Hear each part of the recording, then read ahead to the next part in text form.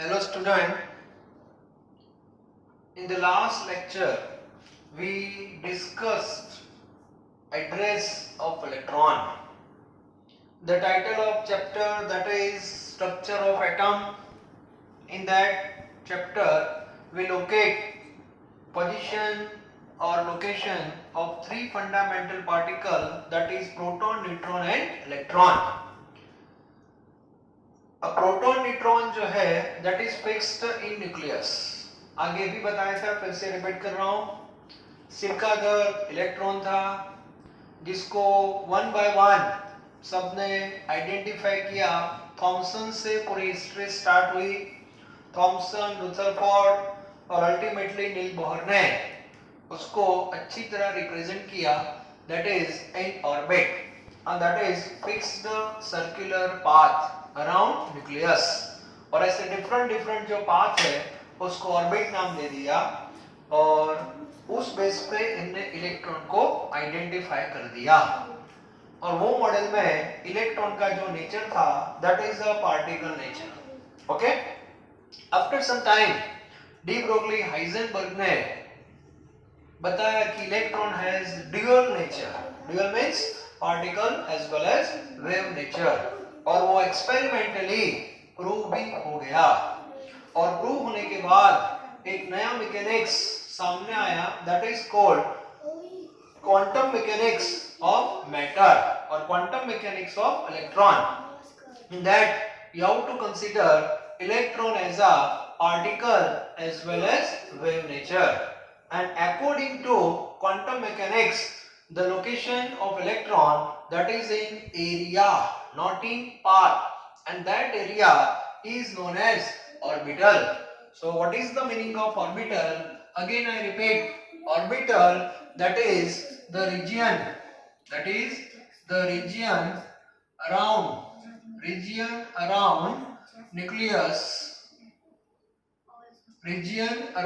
nucleus where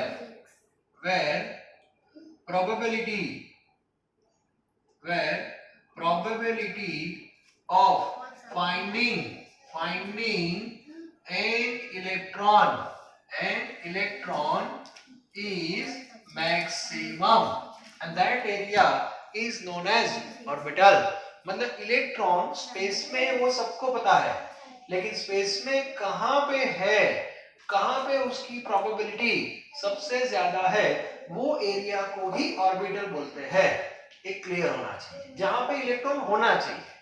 कुछ area ऐसे भी होंगे जहां पे इलेक्ट्रॉन की प्रोबेबिलिटी है ही नहीं. ऐसे एरिया भी आपको मिलने वाले हैं. ओके. तो सबसे पहले ऑर्बिटल का कॉन्सेप्ट आपका क्लियर होना चाहिए. नाउ बाद में हमने पढ़ा था quantum number that represent address of electron, and we have four quantum number. One that is principal, second angular, third magnetic, and fourth one is spin quantum number. हमारा पूरा जो स्पेस है उसको स्क्रोडिंगर ने सबसे पहले डिफरेंट सेल में divide किया. First cell, second, third, fourth, like this. Each cell contains subcell. In first cell S, in second sp, in third spd, and fourth spdf, like this. And each subcell you can convert into orbital with the help of magnetic nature. ये सब हमने पढ़ लिया है और बाद में decide हो गया कि इलेक्ट्रॉन पर्टिकुलर ऑर्बिटल में है और वहां तक आपको जाना है तो स्टेप वाइज आप जा सकते हो, डायरेक्ट नहीं. With the help of address. सबसे पहले आपको सेल तक जाना पड़ेगा, सेल के बाद सब सेल में जाना पड़ेगा, उसके बाद आपको ऑर्बिटल में जाना है. वो हमने चेक कर लिया. बाद में वहां पे इलेक्ट्रॉन जो इसकी एक्सिस है उस पे वो क्लॉकवाइज रोटेट होता है कि एंटी क्लॉकवाइज होता है, वो भी आपको पता करना है. तो एक और क्वांटम नंबर चाहिए that is spin quantum number. ये भी आपका क्लियर होना चाहिए. तो आज का जो टॉपिक है वो उससे एक स्टेप आगे जा रहा है. हम ऑर्बिटल तक पहुंच गए हैं. क्लियर. जैसे आप फ्रेंड के घर पे जाते हो, बहुत दिनों के बाद एड्रेस लेके आप पहुंच गए, वहां जाने के बाद आपको देखना है कि ओहो मेरे फ्रेंड का घर इतना बड़ा बच्चा है, बहुत शेप, मतलब आप शेप के बारे में डिस्कशन करते हो. तो आज का टॉपिक वही है, शेप ऑफ ऑर्बिटल। ओके, तो सबसे पहले मैं आपको एक पॉइंट बता दूं, that is very very important. Shape of orbital, shape of orbital, shape of orbital decide by L. Yes, A point सबसे पहले आप याद रखना। जो एंगुलर क्वांटम नंबर है वो आपको शेप के बारे में इंफॉर्मेशन बताता है। ठीक है, चलो सबसे पहले हम वन बाय वन चेक करेंगे। सबसे पहले एस ऑर्बिटल की बात करते हैं। जब आपका इलेक्ट्रॉन एस ऑर्बिटल में होता है, S orbital that is a name, उसके अंदर जब इलेक्ट्रॉन जा रहा है कैसे वो घूमता है, ठीक है, तो वो ऑर्बिटल है उसका शेप कैसा बनेगा वो हमें चेक करना है। और एस ऑर्बिटल आपको पता है हर एक सेल में होती है, first cell, second, third, fourth, हर एक सेल में एस ऑर्बिटल है। तो हमें एस ऑर्बिटल का शेप डिसाइड करना है। So experimentally it is proved that S orbital is spherical, और ये प्रूव हो गया है, एस ऑर्बिटल इज स्फेरिकल। अब ये कॉन्सेप्ट कहां से आया, मतलब वो स्फेरिकल है, स्फीयर है इन 3 डायमेंशन। तो वन बाय वन हम जाते हैं। फिर से एक बार मैं आपको बता दूं, टेक्स्ट बुक मत पढ़ना, बोर्ड वर्क जो हो रहा है that is your class not, okay, in part 2। तो सबसे पहले एस ऑर्बिटल में जाना है, तो बहुत दूर जाने की जरूरत नहीं है, फर्स्ट सेल में आपको एस ऑर्बिटल मिल जाएगी। ओके, सो हम स्टेप वाइज आगे बढ़ते हैं। If you enter in n equal to 1, मतलब फर्स्ट सेल में आप जा रहे हो, in first cell we know l is equal to 0। l is equal to 0 means what, that is s, already हमने प्रूव कर दिया है। and for l is equal to 0 we know magnetic quantum number that is also 0, मतलब s orbital का कोई orientation नहीं है, उसका कोई फर्दर रीजन नहीं है, और m की एक ही वैल्यू है, and that orbital represent 1s। तो सबसे पहले मैंने आइडेंटिफाई किया कि फर्स्ट सेल में जो ऑर्बिटल है उसका नेम क्या है। So now just name is fixed and that is 1s, number 1। Second point, in n is equal to 1, अब आपको एक ही ऑर्बिटल मिलती है, तो मैंने आगे आपको बताया था साई, साई का मीनिंग क्या होता है, वेव फंक्शन, और मैंने आगे बता दिया था number of orbitals is equal to number of wave function. So in n equal to 1, number of wave function that is psi, and that is equal to 1. तो यहाँ पे psi जो है उसका एक ही इक्वेशन आपको मिलेगा, ठीक है, और एक फंक्शन है। अब थोड़ा मैथ्स में आपको बता दूं, function always depends on variable. आपने 10th तक मैथ्स पढ़ा है, उसमें y is equal to x plus 1 लिखा है। It means what? y is function and x is variable. If you change x, then you have new value of y. For example, put x is equal to 0, so y is equal to 1. Put x is equal to 1, then y is equal to 2. So like this. तो wave function जो होता है, मतलब function, keep it in mind, function always depends on variable, सबसे पहले पता होना चाहिए। ओके, अब वेरिएबल हमारे पास जो मैथ्स में हम नॉर्मली यूज करते हैं, जिसको बाद में हम ग्राफ में कन्वर्ट भी करते हैं, नॉर्मली हम वेरिएबल को कहां पे लिखते हैं, एक्स पे लिखते हैं। ओके, वन डायमेंशन की बात होती है तब। तो वन डायमेंशन में एक ही वेरिएबल होता है एक्स, टू डायमेंशन में आपको पता है एक्स और वाई दो हम यूज करते हैं, और थ्री डायमेंशन में एक्स वाई जेड, ये सब इंफॉर्मेशन थोड़ी मैं आपको बता रहा हूं। तो वेरिएबल क्या है, फंक्शन क्या है, वो पता होना चाहिए, ठीक है। और ये पूरी जो हमारी सिस्टम है इसको बोलते हैं कार्टेशियन सिस्टम। आप जो ग्राफ बनाते हो अप टू 10th स्टैंडर्ड आपने बनाए भी होंगे एक्स और वाई के बेस पे, वो सब कार्टेशियन सिस्टम थे, और वो 2 डायमेंशन का फॉर्म था। 3 डायमेंशन में एक और कोऑर्डिनेट चाहिए, दैट इज जेड। ओके, ये सब डिटेल में तो मैथ्स में आ ही रहा है। अब एक दूसरी सिस्टम भी है, that is called polar system. Yes, polar system. और पोलर सिस्टम में 1 डायमेंशन है तो r वेरिएबल है, 2 डायमेंशन है तो r थीटा, 3 डायमेंशन है तो r थीटा और फाई, ऐसा है। तो हमारा जो स्क्रोडिंगर इक्वेशन था, जो मैंने आपको अभी बताया नहीं, तो स्क्रोडिंगर इक्वेशन जो हमारा था वो एक्चुअली ए सिस्टम में था, that is in Cartesian system. तो ये जो सिस्टम होती है उनके बीच में रिलेशन होता है। जैसे आपने पढ़ा होगा कहीं पे, या पढ़ने वाले हो, x is equal to r cos theta, y is equal to r sine theta, ये सब आप पढ़ोगे मैथ्स में और फिजिक्स दोनों में। तो अभी मैं आपको एक हाईलाइट दे रहा हूँ, स्क्रोडिंगर जो था वो कार्टेशियन में था, नंबर 1। सेकंड पॉइंट, हमारा जो इलेक्ट्रॉन है वो स्पेस में है, 3D में है, और एटम जो है हमारा, उसका shape atom itself is a spherical. तो नॉर्मली ये जो पोलर सिस्टम है, स्फेरिकल कोऑर्डिनेट सिस्टम है, that is more beneficial compare to cartesian. तो स्क्रोडिंगर ने क्या किया था, ये पूरा जो इक्वेशन था कार्टेशियन, उसको पोलर में कन्वर्ट किया था with the help of this relation.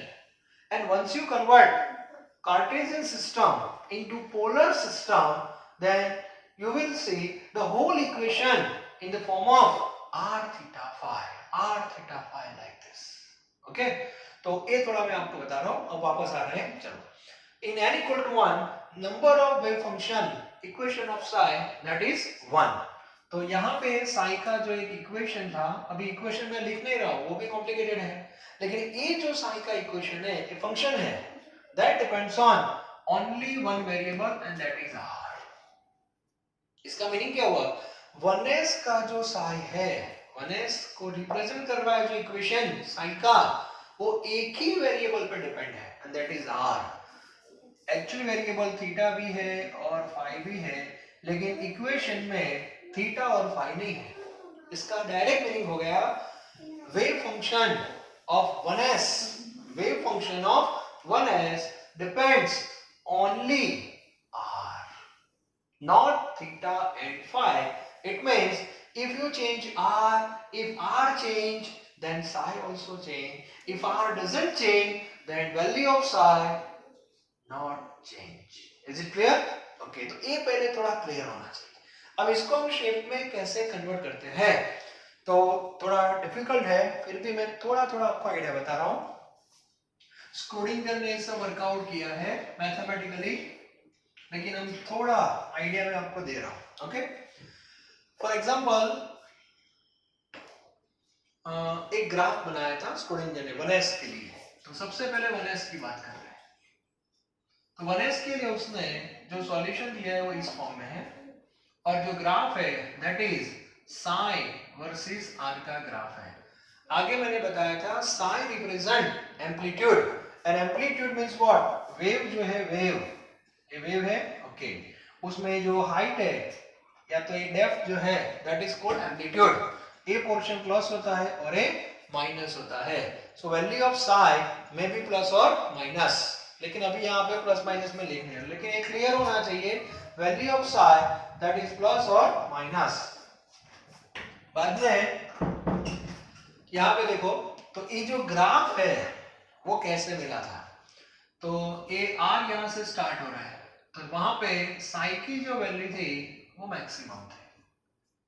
Okay, बाद में दूसरा ग्राफ भी बनाया, यहाँ पे दूसरा जो ग्राफ था वो साई स्क्वायर का था, और वो भी आर का ही था, उसमें भी सेम वैल्यू आ रही है।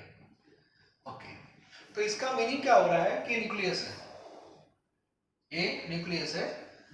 साई की कंपेयर में साई स्क्वायर आपको ज्यादा इंफॉर्मेशन देता है, तो साई स्क्वायर का हमने ग्राफ बना दिया है, वहां से पॉइंट डिसाइड होते हैं और वहां से एरिया एस्टैब्लिश हो रहा है। तो सबसे पहले न्यूक्लियस है, दोनों ग्राफ सेम बेस पे ले रहे हैं। अब ये पॉइंट जो है that is nearer to nucleus, ऐसा हम बोल सकते हैं, और यहाँ पे साई हो या psi square both are maximum, it means जो इलेक्ट्रॉन मिलने की प्रोबेबिलिटी है that is maximum around nucleus. तो यहां से वो स्टार्ट हो जाती है, यहाँ पे जो पॉइंट मिलेंगे वो बहुत ही डार्क पॉइंट मिलेंगे, ठीक है। ग्रेजुअली आप देखना, जब डिस्टेंस बढ़ता है तो साई की वैल्यू भी डिक्रीज होगी, और ऑब्वियसली साई स्क्वायर की वैल्यू भी डिक्रीज होगी। इसका मीनिंग हो रहा है कि if you away from nucleus, then ये जो क्लाउड है वो थोड़ा लाइट हो जाएगा ऐसा, ठीक है, लेकिन होगा, लेकिन थोड़ा लाइट हो जाएगा ऐसे, बस। एंड इस बेस पे उन्होंने शेप डिसाइड कर दिया और ये जो शेप उनको मिला दैट इज स्फेरिकल। ओके, मतलब उन्होंने एज्यूम किया कि चलो न्यूक्लियस से हम कोई भी डिस्टेंस पे जाए, आर सेम होना चाहिए, तो आर सेम रहेगा तो साइन की वैल्यू भी सेम रहेगी। तो इस बेस पे सारे पॉइंट्स को उन्होंने आइडेंटिफाई किया था। पूरा डिटेल में मैथ्स के बेस पे सॉल्यूशन है, लेकिन ऐसा उनको शेप मिला था और उसका शेप जो है दैट इज स्फेरिकल। जैसे एक सिंपल मैं आपका एग्जांपल बता रहा हूँ। हम लोग क्लास में पढ़ रहे हैं, एक लॉजिकल क्वेश्चन है, क्लास में पढ़ रहे हैं हम लोग, दरवाजा बंद है और बाहर कोई गाना गा रहा है, ठीक है। अब आवाज आ रही है, हम सब क्लास में बैठे हैं, डोर बंद है। अब मैंने सबको पूछा वन बाय वन कि चलो ये आवाज कहां से आ रही है, तो पर्सन तो एक ही है, एक ही पर्सन है, वो गाना गा रहा है, क्लियर। अब सब लोग वन बाय वन यहाँ पे आएंगे। रोल नंबर 1, सर मेरा क्वेश्चन है कि 4 दीवार है हमारे पास, 4 वॉल जो है, आप बता दो कहां से आवाज आ रही है। तो सबको इतना तो पता होता है, सबका सेंस ऑफ ह्यूमर इतना तो क्लियर होता है कि नहीं नहीं ये 3 वॉल में से नहीं, यहाँ से कुछ आवाज आ रही है। तो मान लो कि ये वॉल है, पीछे कोई गाना गा रहा है। अब कोई यहाँ पे आया है, उसको सुनाई दिया कि हाँ सर यहाँ पे है, वो पर्सन ये यहाँ पीछे होगा। तो मैं बोला ठीक है कोई बात नहीं, चलो यहाँ पे मैंने एक पॉइंट कर दिया, मतलब ये आंसर आ गया, प्रोबेबिलिटी आंसर है, वे कंफर्म नहीं है, वो बैठ गया। रोल नंबर 2 अब आ जाओ चलो। तो रोल नंबर 2 ने बोला सर मैं देख लेता हूँ। हाँ, वो भी जज कर रहा है अपने अपने हिसाब से। सर मुझे लगता है कि सर यहाँ पे होगा, मतलब एग्जैक्ट इसके पीछे है, वो बोल रहा था ना इसके पीछे। पर्सन तो एक ही है, पर्सन तो एक ही है, लेकिन उसकी प्रोबेबिलिटी है to finding in person that is different, clear. Third student आ रहा है, सर मुझे थोड़ा यहाँ दिखाई दे रहा है। कोई बोल रहा है नहीं सर मुझे यहाँ दिखाई दे रहा है, कोई बोल रहा है सर मुझे यहाँ दिखाई देगा, यहाँ दिखाई देगा, यहाँ दिखाई दे रहा है। तो ऐसे क्लास के जो 15 स्टूडेंट थे, सबने अपना अपना ओपिनियन मुझे बताया और ये ओपिनियन जो जो मुझे मिले ये सारे पॉइंट्स हैं, ठीक है। यहाँ पे 1-2 पॉइंट यहाँ भी आए, मैं क्या करूंगा, इसको कंसीडर नहीं करूंगा क्योंकि मुझे मैक्सिमम पॉइंट कहां पे मिले हैं, इस एरिया में मिले। तो ये सबको मैं ऐसे कनेक्ट कर दूंगा ऐसे। अभी ये 2 डायमेंशन में वर्क हो रहा है, तो ऐसा हम 3D में कर सकते हैं, ठीक है। तो ये मुझे एक पर्टिकुलर एरिया का शेप मिलेगा कि नहीं, सिंपल है। तो ऐसा हमें 3D में सोचना है, ठीक है। तो स्क्रोडिंगर और उसकी पूरी जो टीम थी, उन्होंने 1s ऑर्बिटल में जब इलेक्ट्रॉन हो रहा है तो वो कैसे घूमता है, कैसे डांस करता है, उस बेस पर पूरा सॉल्यूशन निकाला। और सॉल्यूशन में उनको जो शेप मिला स्पेस में 3D में, that is spherical like this. तो ये है शेप ऑफ ऑर्बिटल। कॉन्सेप्ट तो बहुत सिंपल है। आप नवरात्रि में ग्राउंड पे जैसे दांडिया खेलोगे और ऊपर से हेलीकॉप्टर से देखना है, तो जैसे आपकी स्टाइल होगी उस हिसाब से शेप बनता है, क्लियर, वो क्लियर होना चाहिए। अभी जो पुराने लोग थे, सीनियर सिटीजन, आपके पापा मम्मी जब गरबा खेलते थे ग्राउंड पे या सोसाइटी में, तो आप सबको पता है बस सिंपल स्टाइल थी ऐसे, तो एक सर्कल बनता था लाइक दिस। अभी क्या बनता है किसी को पता ही नहीं, 2 लोग आगे भागते, 2 लोग पीछे भागते, को ऐसे भागते, ऐसे इमली टिमली पता नहीं क्या क्या चिमली हो जाती है, ठीक है। तो शेप जो बनेगा वो उस हिसाब से बनता है। तो एस ऑर्बिटल में जब इलेक्ट्रॉन रोटेट होता है तो जो एरिया बनता है उसका जो शेप है दैट इज स्फेरिकल, क्लियर। तो ये आपको पता होना चाहिए। फिर क्वेश्चन आएगा कि सर देखो जो थीटा फाई पे डिपेंड है ही नहीं, मतलब थीटा फाई चेंज होगा क्योंकि ऐसे घूम रहा है तो थीटा फाई चेंज होगा देखो ऐसे, लेकिन वो साई है वो थीटा फाई पे डिपेंड है ही नहीं, साई का थीटा फाई पे कोई लेना देना है ही नहीं, ओके। फिर आप बोलोगे सर एस ऑर्बिटल तो हर एक सेल में होती है, यस, सेकंड सेल में भी है। सेकंड सेल में आप जाओगे n इज इक्वल टू 2 में, तो वहां पे आपको ये जो साई है, साई इसके 4 इक्वेशन मिलेंगे, जैसे यहाँ पे एक ही मिलता है वहां पे 4 मिलेंगे। 4 में से एक इक्वेशन जो होगा वो 2s का होगा, और जो 2s वाला इक्वेशन है वो भी r पे ही डिपेंड होगा, किस पे डिपेंड होगा, r पे ही डिपेंड होगा। तो उसका भी ग्राफ उन्होंने बनाया, वो 2s का भी हम देख लेते हैं, ओके। तो 2s का ग्राफ देखो कैसा था, ये 1s का था, अब 2s की बात कर रहा हूं। 2s 2s में कुछ ग्राफ ऐसे मिले थे, साई वर्सेस आर और psi square versus r. Psi versus r तो ऐसा था लाइक दिस, एक पोर्शन याद रखना, और स्क्वायर जब किया तो ये पोर्शन जो नीचे टच हुआ था ना वो ऊपर चला गया ऐसे लाइक दिस। अब ए पॉइंट क्या है, ये बहुत इंपॉर्टेंट है। इसका मीनिंग हुआ from nucleus up to this distance, मतलब आफ्टर दिस डिस्टेंस यहाँ पे एक पॉइंट आ रहा है एट दैट डिस्टेंस जहां पे साई की वैल्यू 0 है और you can say psi square is equal to 0। तो इसका मीनिंग हो जाता है ये इस पर्टिकुलर डिस्टेंस पे साई और साई स्क्वायर की वैल्यू 0 हो जाती है। 0 हो जाती है इसका मीनिंग हुआ in that area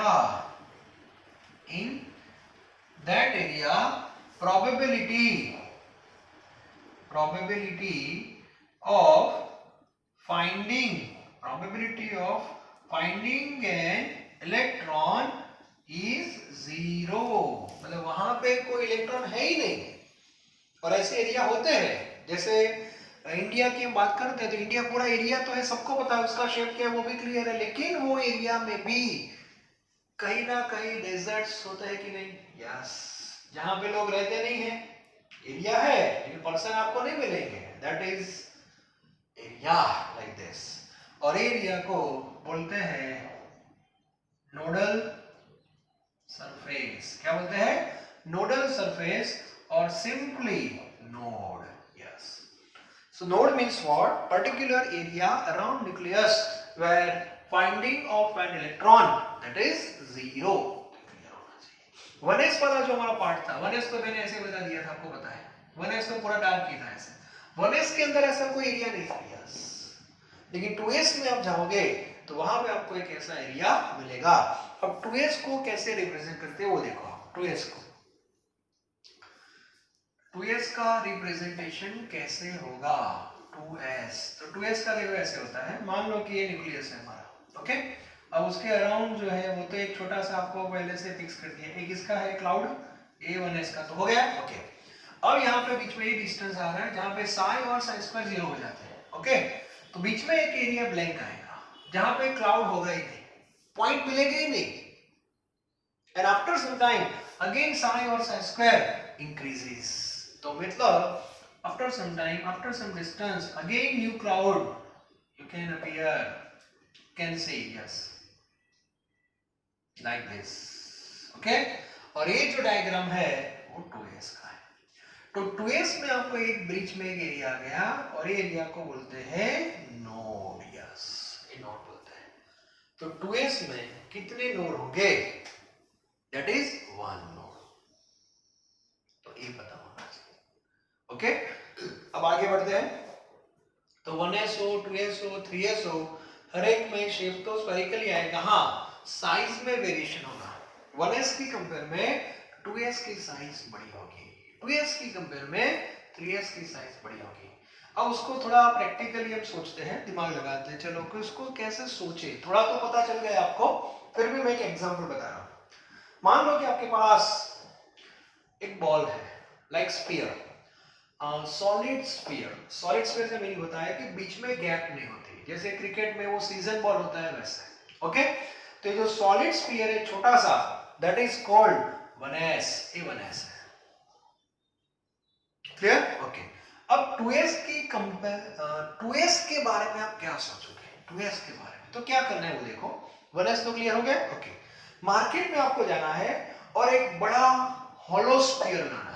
hollow sphere का मीनिंग होता है बीच में स्पेस हो, तो ऐसा एक हॉलो स्फीयर लाइक दिस, बड़ा हॉलो स्फीयर है और उसके अंदर ये जो छोटा सॉलिड स्फीयर अभी मैंने जो बताया 1s, उसको अंदर डाल दो बस।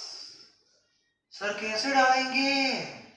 This is not our question, ये हमारा क्वेश्चन नहीं है, जस्ट इमेजिन कि जो होलो स्फीयर था उसके अंदर हमने 1s को डाल दिया, बस सिंपल, क्लियर। तो आप विजुअलाइज करो, थोड़ा इमेजिन करो कि ये जो होलो स्फीयर था उसके अंदर 1s आ गया और सॉलिड स्फीयर आ गया, तो बीच में थोड़ी गैप होगी, yes. Just imagine, you are the student of 11th 12th science, just imagine, okay। तो वो बन जाएगा 2s। यस। फिर आप बोलोगे सर 3s क्या क्या करें? चलो आपका 2s फिक्स हो गया। अब मार्केट्स में 2s से भी बड़ा होलो स्फीयर लेके आओ और उसके अंदर 2s को डाल दो, तो उसमें दो स्पेस मिलेंगे। तो दो स्पेस मिलेंगे, इसका मीनिंग हुआ कि वो हो जाएगा आपका, मान लो कि 2s था, यहाँ पे फिर से स्टार्ट हो जाएगा, बीच में नोड आ जाएगा, दैट इज 2 नोड।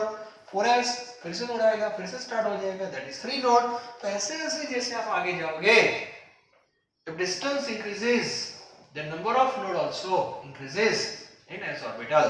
तो क्लियर होना चाहिए। ओके, तो 1s ऑर्बिटल क्या है, 2s ऑर्बिटल क्या है, नोड किसको बोलते हैं, ये सब आपको s ऑर्बिटल से ही पता चलेगा, क्योंकि इसके बारे में थोड़ा इमेजिन कर सकते हैं। बहुत ही कॉम्प्लिकेटेड है शेप डिजाइन करना, ठीक है।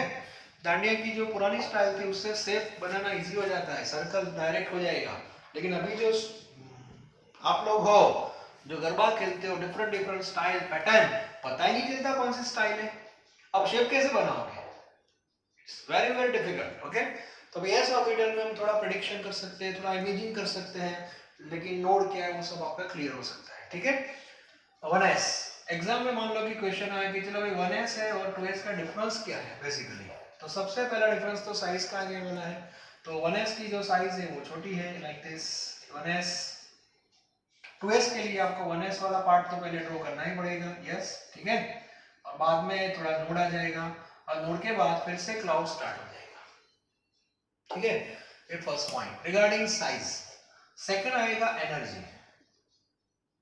एनर्जी एनर्जी इसकी कम होगी और इसकी एनर्जी ज्यादा होगी, क्लियर। क्योंकि ये जो क्लाउड है वो कहां पे रहने वाला है, near to nucleus, and this cloud away from nucleus. और आपको बोर मॉडल में भी पता है कि if electron away from nucleus then its energy will increase, ये भी पता होना चाहिए। नाउ नंबर ऑफ नोड, तो यहाँ पे नोड कितने हैं, यहाँ पे नोड 0 और यहाँ पे नोड आ जाएंगे, दैट इज 1।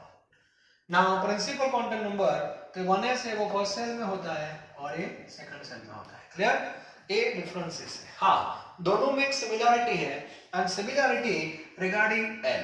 मुझे बताओ n इक्वल टू 1 है तो l 0, n इक्वल टू 2 है तो उसमें l की दो वैल्यू आती है, 0 एज वेल एज 1, तो 0 तो आएगा कि नहीं। तो 2s है या 1s है, दोनों का l तो क्या रहेगा, सेम रहेगा, तो दोनों का l 0 है। और फर्स्ट लाइन देखो तो shape of orbital decide by l, means what, 1s हो या 2s हो, दोनों का l सेम है, और l सेम है, it means shape of 1s and 2s are same, and that is spherical. तो क्लियर होना चाहिए, ओके। और एक पॉइंट ऐड कर देना, general node, number of nodes, तो एक जनरल फॉर्मूला मैं आपको दे रहा हूं, वो भी आपको याद रखनी है। इन ns orbital, in ns orbital number of nodes is equal to n minus 1, clear। for example 1s में नंबर ऑफ नोड्स क्या होंगे, 0, 2s number of nodes 1, 3s number of nodes 2, और ये जो नोड्स होते हैं उसको बोलते हैं रेडियल नोड। कौन से नोड, रेडियल नोड। नोड के दो टाइप है, रेडियल एंड एंगुलर। एंगुलर भी बाद में बताऊंगा जब हम पीडी में बात करेंगे तब, अब ये रेडियल नोड ही होते हैं एस ऑर्बिटल में। तो इतना थोड़ा क्लियर होना चाहिए, 1s क्या है, 2s क्या है, 3s क्या है, वो परफेक्ट आपका क्लियर हो जाना चाहिए नंबर ऑफ नोड्स के बारे में।